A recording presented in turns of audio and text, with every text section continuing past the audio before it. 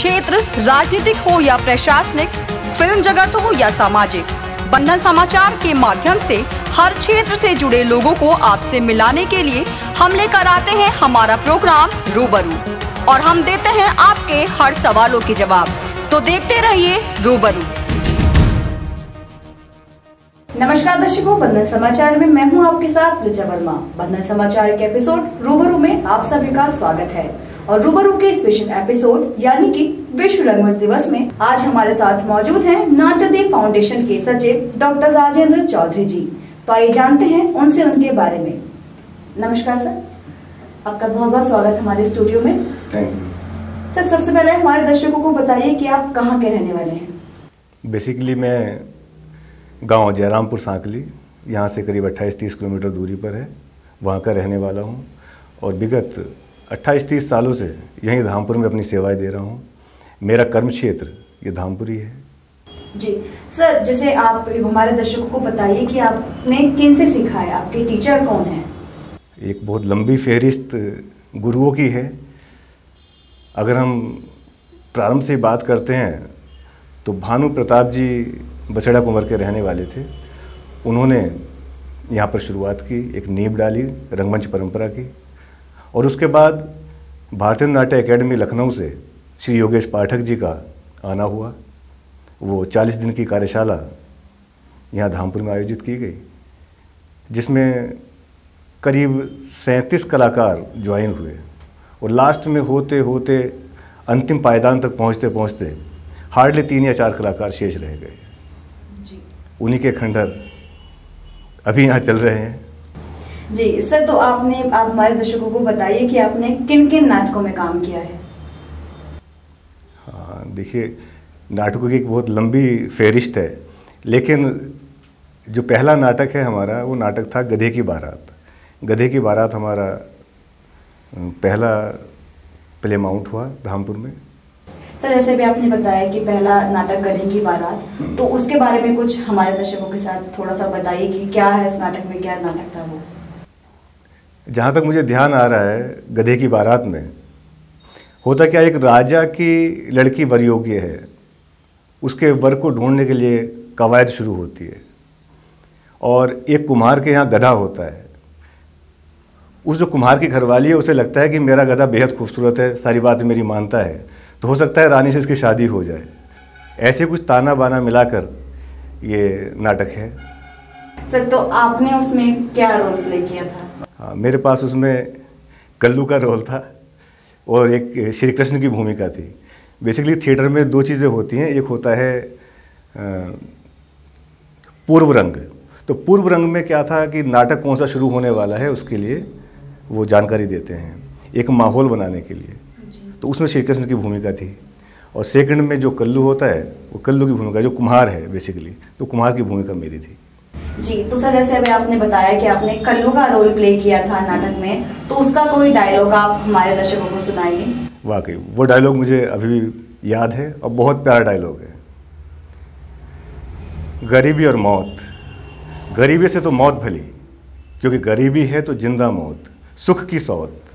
बचपन से ईमान के गधे पर सच्चाई की मिट्टी ढो ढो कर घर लाता रहा, और समय की चाक पर सपनों के नक्काशीदार बर्तन बनाता रहा। पर मिला क्या? 2 जून की रोटी की खींचतान से कभी इतनी फुर्सत ना मिली कि सावन की फुहार में कजरे की तान छेड़ सकूं, या माघ की कनकनी में रजाई तान गरमाई का सुख भोग सकूं। मैं ठहरा मिट्टी का कुम्हार, जाति का कुम्हार, इसी मिट्टी में पैदा हुआ और एक दिन इसी मिट्टी में मिल जाऊंगा। जिंदगी में रत्ती भर सुख नहीं भोगा मैंने। बीवी से कहता हूँ खाना दे, तो पहले कहती है चल गधे हाँ अकेला, उसके बाद खाना खा। साली मुझसे ज़्यादा गधों का ख्याल रखती है। जी, तो सर बहुत अच्छा। सर, जैसे कि आप रंगकर्मी हैं, तो वर्तमान में आपके रंगमंच पर क्या विचार हैं। वाकई बहुत गंभीर प्रश्न है, और इतना गंभीर प्रश्न है जो लोगों को बुढ़ापे में दिखाई देता है।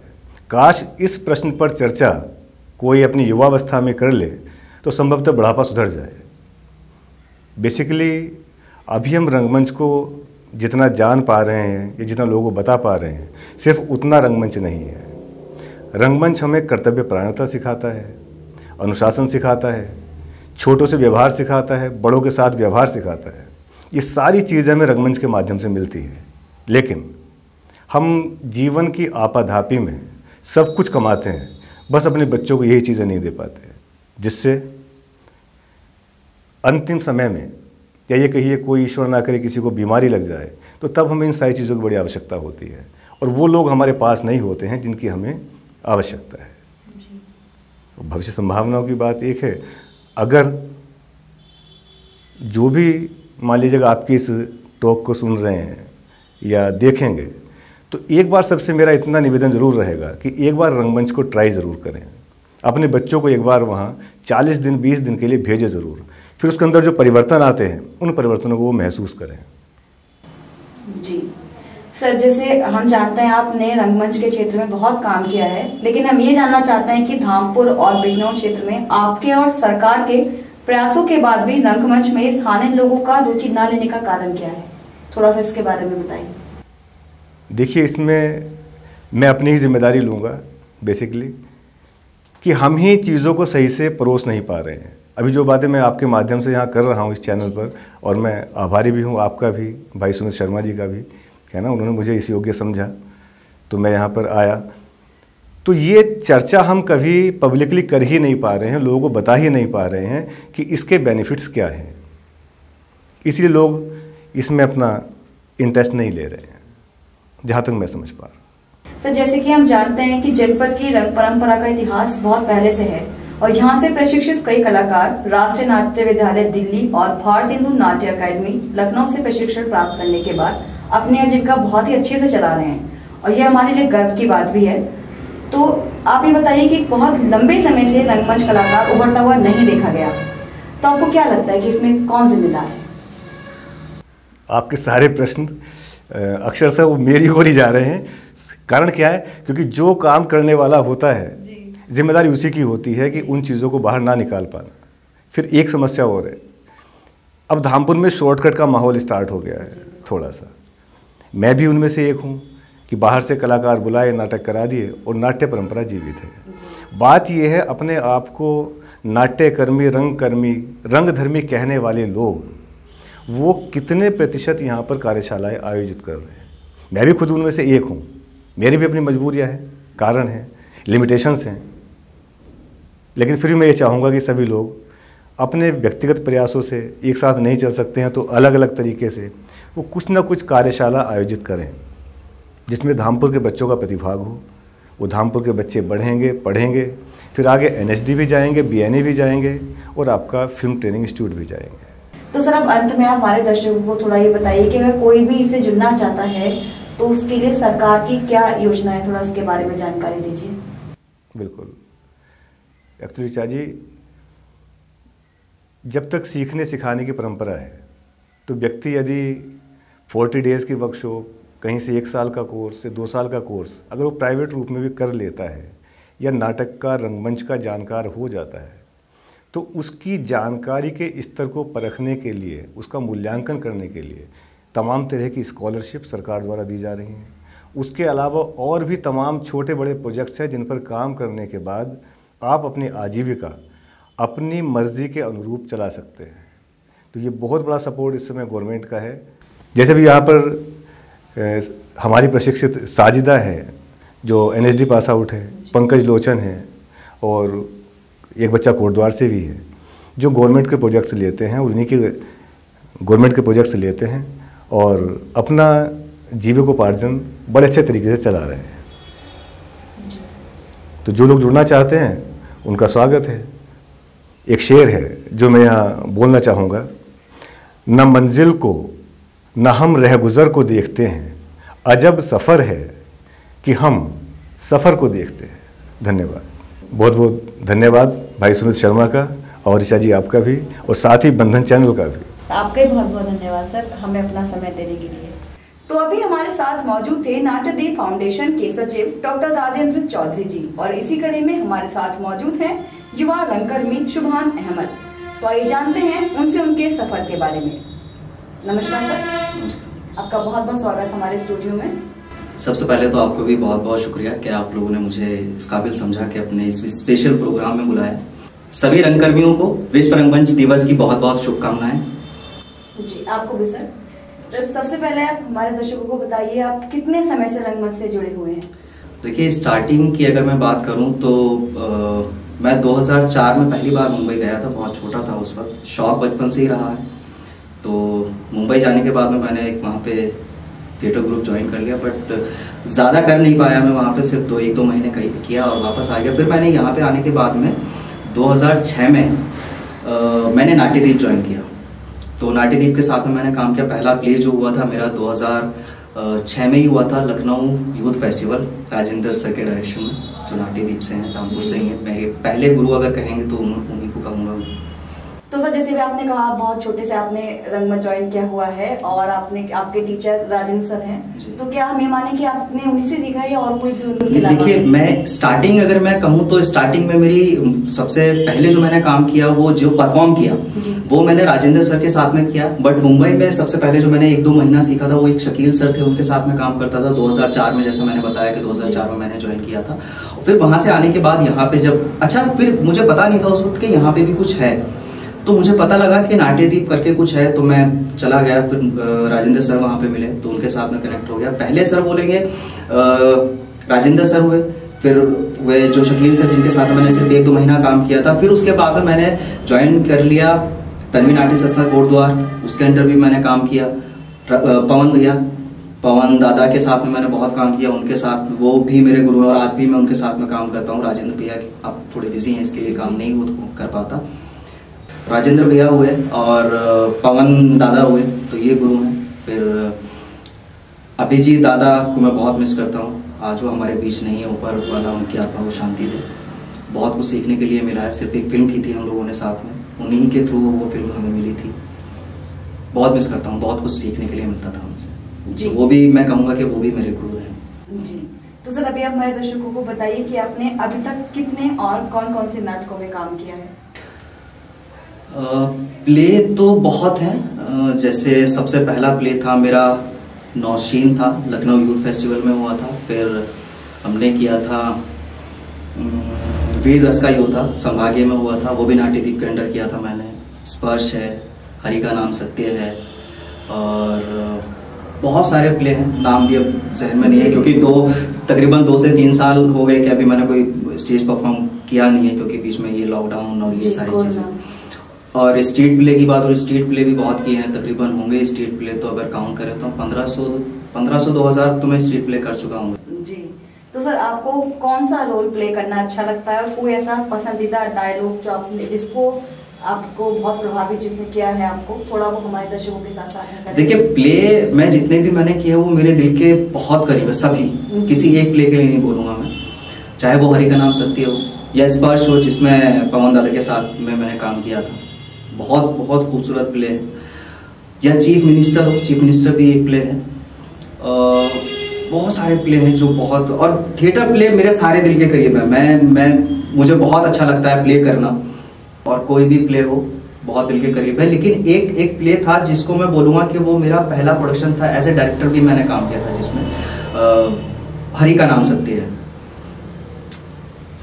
तो वो मेरे दिल के करीब इसलिए है कि मैंने अपने गुरुओं से सब कुछ सीखा, तभी मैं उस प्ले का डायरेक्शन कर पाया था। और मैंने पहला परफॉर्म भी वो दिल्ली में किया था, एक स्कूल था वहाँ पे, तो मैंने वो परफॉर्म किया था। उसका एक डायलॉग है, अगर कहें तो मैं वो सुनाना चाहूँगा।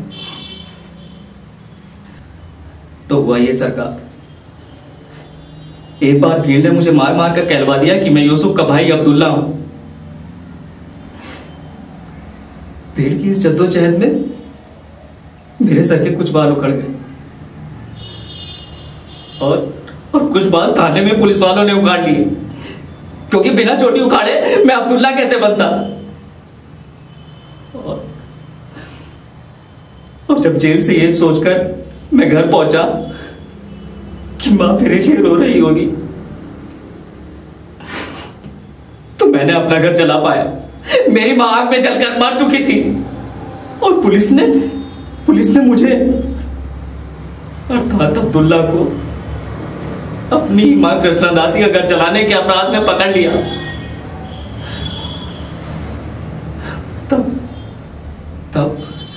तब दरोगा विल्सन ने मुझे जोसेफ बना दिया, और जोसेफ के नाम से जब मैं हवालात पहुंचा तो हवालातियों ने मेरे सर के रहे सहे बाल भी उखाड़ लिए,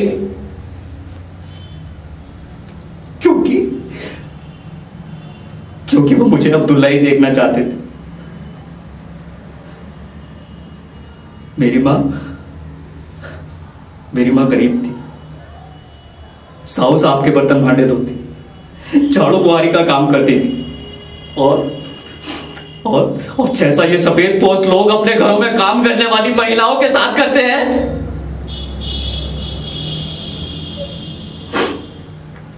वैसा ही मेरी मां के साथ हुआ, जिससे मेरा जन्म हुआ।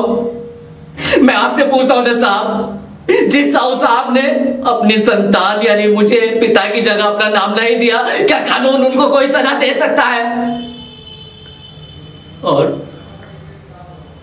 और जिन्होंने मुझ निरपराधी को मारा पीटा, क्या कानून उनको कोई सजा दे सकता है?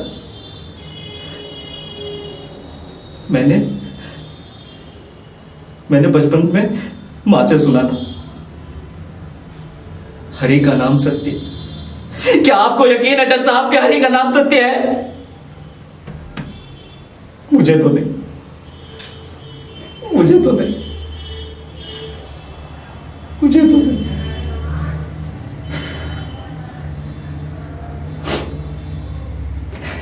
एक्चुअली क्या है ना कि ये प्ले मेरे दिल के करीब इसीलिए है कि ये मेरा पहला प्रोडक्शन था, और इस प्रोडक्शन को करने में मुझे क्या परेशानी आज भी मैं सोचता हूँ तो मुझे लगता है कि यार एक टाइम था ऐसा कि मुझे लग ही नहीं रहा था कि मैं ये परफॉर्म कर पाऊंगा। कास्टिंग हालांकि इसमें ज़्यादा नहीं थी, बट दिल्ली के मेरे कुछ फ्रेंड थे, वो थे, और ये था। और ऐसे ये प्ले स्पर्श बहुत अच्छा लगता है, पवन दादा का, मेरे गुरु का लिखा हुआ है, बहुत अच्छा प्ले है, वो भी मेरे दिल के बहुत करीब है, उसकी थीम बहुत अच्छी है। जी सर, बिल्कुल, बहुत अच्छा आपने अभी एक्टिंग किया। बहुत शुक्रिया। कुछ बोल ही नहीं सकती। ये सिर्फ वो है जो मैंने अपने गुरुओं से सीखा है, मैंने अपने टीचर से सीखा है, और मैं बहुत खुशकिस्मत मानता हूँ कि अगर कोई प्रोडक्शन नहीं भी हो रहा है, मुझे कहीं कोई डाउट होता है, तो मैं आज भी अपने गुरुओं के पास ऐसे जाता हूँ और मैं बात करता हूँ। मुझे बहुत अच्छा लगता है और मुझे बहुत सपोर्ट करते हैं। मैं बहुत खुशकिस्मत हूँ कि मेरे गुरु मुझे इतना सपोर्ट करते हैं। तो सर अभी आगे बढ़ते हैं। तो अब ये बताइए कि वर्तमान में रंगमंच विषय पर आप क्या कहना चाहेंगे? देखिए, रंगमंच अभी जो मुझे फील होता है, अभी लोग जो है ना रंगमंच करना चाहते नहीं है। अभी लोग सिर्फ फिल्मों में दिखना चाहते हैं, फिल्म में दिखना चाहते हैं कि यार मैं मुंबई जाऊंगा और मैं फिल्म करूंगा और मैं हीरो बन जाऊंगा, मतलब बिना सीखे।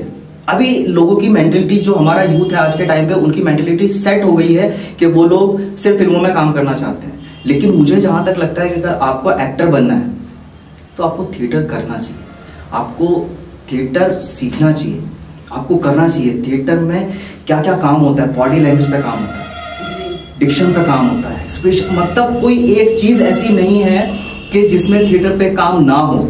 और थिएटर करने के बाद में थिएटर ने हमें कौन कौन दिए? अमरीश पुरी जी, मनोज जी, इरफान सर, बहुत कमाल के मेरे फेवरेट एक्टर में से एक थे, वो भी आज हमारे बीच नहीं है। अल्लाह उनकी रूह जन्नतुल फिरदौस में उनको आला मुकाम अता फरमाए।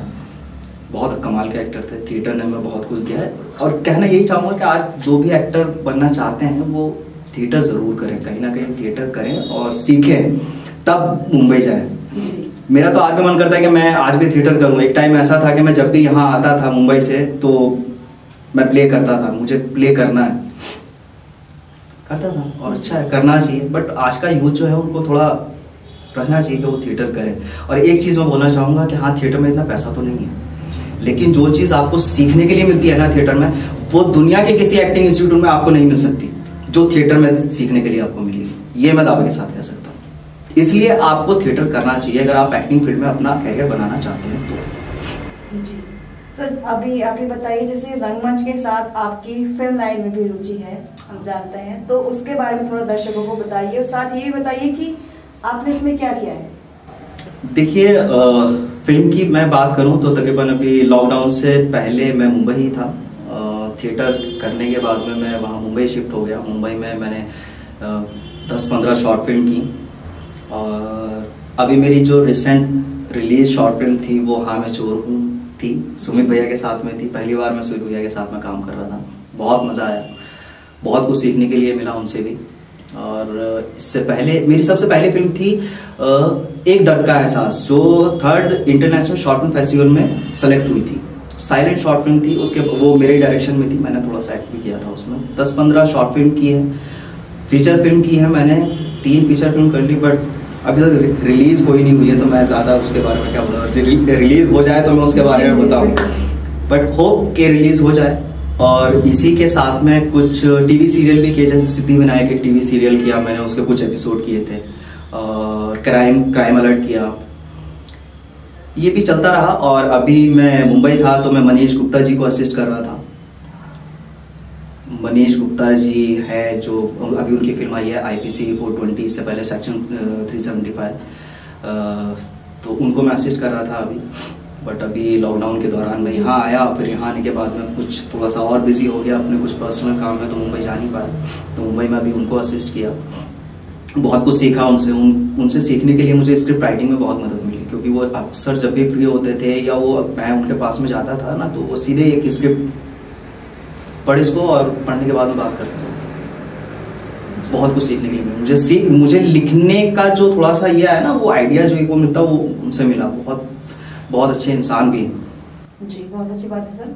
तो अभी आगे बढ़ते हैं सर। अभी ये बताइए कि आप बॉलीवुड में किस अभिनेता और किस डायरेक्टर के साथ काम करना चाहेंगे? सभी के साथ, किसी एक के साथ नहीं कहूँगा। क्योंकि मुझे सभी एक्टर बहुत कमाल के हैं। अब कोई भी देख लीजिए, मनोज जी हो या आशुतोष जी हो, राजपाल हो, सलमान, शाहरुख, आमिर, ये हूँ मैं सबके साथ में काम करना चाहता हूँ। मुझे मिले कि एक फिल्म इसके साथ, एक फिल्म सलमान भाई के साथ, सलमान सर के साथ में, सॉरी, एक फिल्म आमिर सर के साथ, एक फिल्म शाहरुख सर के साथ, एक फिल्म अमित जी के साथ, मनोज जी के साथ, मैं सबके साथ में काम करना चाहता हूँ। क्यों? अभी मुझे बहुत कुछ सीखना है, और मैं जब तक इनके पास साथ में काम नहीं करूँगा वो मुझे नहीं आएगा। जी, हमने माना, आपने कहा सभी के साथ आपको काम करना है, लेकिन कभी आपके पास ऐसा ऑप्शन है कि आपको 2 में से सिर्फ एक ही के साथ काम करना है? हाँ। ऑप्शन नहीं है तो वो 2 ऑप्शन कौन है, डिपेंड करेगा। वो आप देखो, उसमें हमें बताइए। मैं आपको सभी के साथ काम करना चाहिए। मैं आमिर जी के साथ काम करना पसंद करूंगा। इसके ऑप्शन में आप डिपेंड करता है कि इसके भी ऑप्शन में अभी कौन है। आमिर सर है और सलमान खान, उसमें आप किसके साथ काम करना चाहेंगे? जैसे यार ये टिपिकल है, ये बहुत टिपिकल है। क्योंकि मैं सलमान सर को मैं बहुत पसंद करता हूँ। मैं बहुत अच्छे इंसान हैं वो, उनसे मिलने का मौका नहीं मिला, बट भारत जो फिल्म थी वो शूट कर रहे थे हम JW मैरियट में, तो वहीं पे अली जी से मेरी मुलाकात हुई थी। सलमान सर वहाँ पे थे नहीं, तो और डायरेक्शन की अगर मैं बात करूँ तो मैं अली जफर साहब के साथ में जरूर काम करना चाहूँ। मैं उनका बहुत बड़ा फैन हूँ। और ये जो ऑप्शन दिया ना, ये बहुत टिपिकल दिया यार। आपने शाहरुख या सलमान या आमिर, सलमान या आमिर, तो मैं चूज करूंगा सलमान सर। जी बिल्कुल, हम समझ गए आपके फेवरेट एक्टर हैं आपके। जी, बट अगर इसी में अगर कोई दूसरा ऑप्शन आ जाए तो फिर मुझे सोचना पड़ेगा किसको चूज करना है। ओके, कोई बात नहीं सर। सर अभी अंत की ओर चलते हैं, और अभी कोई अन्य बात जो आप हमारे दर्शकों के साथ साझा करना चाहें, उन्हें कुछ संदेश देना चाहें?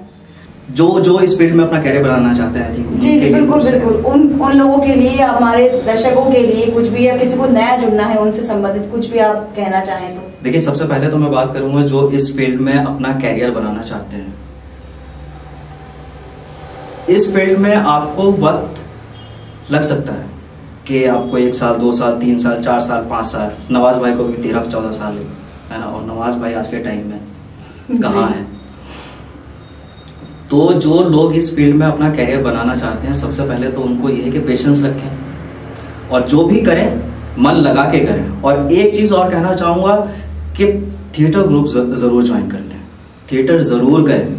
आप वो चाहे मुंबई जा कर के करें, जहाँ के आप वहाँ करें, दिल्ली शिफ्ट हो थिएटर के लिए, कहीं भी हो, बट थिएटर ज़रूर करें। आप एक्टर जो बनेगा, जो एक्टर जो निखारेगा ना, वो आपको सिर्फ थिएटर निखार सकता है।